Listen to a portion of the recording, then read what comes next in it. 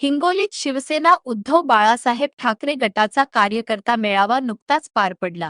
पण या मेळाव्याची खरी हवा भरली ती पक्षाच्या राज्य सोशल मीडिया समन्वयक अयोध्या पौळ यांच्या एका तुफान फटकेबाजीने. त्यांनी नागेश पाटील आष्टीकर यांना त्यांच्याच स्टाईलमध्ये असा काही टोला लावला की ऐकणारेही अवाक झाले. ना ताई, माझं काय नशीब असं आपण आपल्याकडे म्हणतात की मामा मामा म्हणजे आईपेक्षा डबल प्रेम करणारा मामा असतो. माझ्या नशिबात तर ना नुसते गदारच मामा मिळालेत.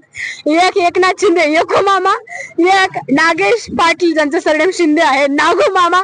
मग काय करावं आता, मला फक्त एकच म्हणायचं, नागू मामा हो, मी तुमच्यासाठी बरं, तुमच्यासाठी 2023 पासून तुम्हीच मला नागू मामा मुंदडा काकाच्या दवाखान्यात मला ऍडमिट केलं होतं.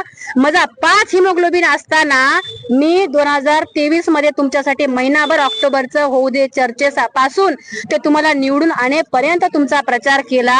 मला एवढंच म्हणायचं नागू मामा हो, 2029 ला नाही तर समजा आता काही खरंच संविधान या देशामध्ये जर वाचलं असेल आणि तुमची जर खासदारकी रद्द झाली आणि पुन्हा जर आम्ही इथं निवडणूक लागली तर मी तुम्हाला एकच सांगायचे नागू मामा, तुमचं मायचन किंवा डिपॉझिट जप्त होत आहे आणि मग ते फार्म हाऊस आहे की नाही तिथं मस्त काय करायचं, हा संग डोंगा 2-4 आणि मग कोंबड, बस फर्स्ट क्लास कार्यक्रम आहे.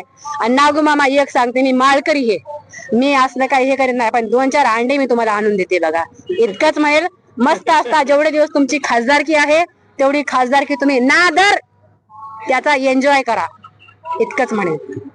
एवढ्यावरच अयोध्या पौळ थांबल्या नाहीत, तर त्यांनी पुढचा सल्ला थेट फार्म हाऊसचा देऊन टाकला. आणि मग काय, आपलं फार्म हाऊसवर कोंबडं, 2-4 लवंगा, एकदम फर्स्ट क्लास कार्यक्रम आणि नाद करायचा, एन्जॉय करायचा.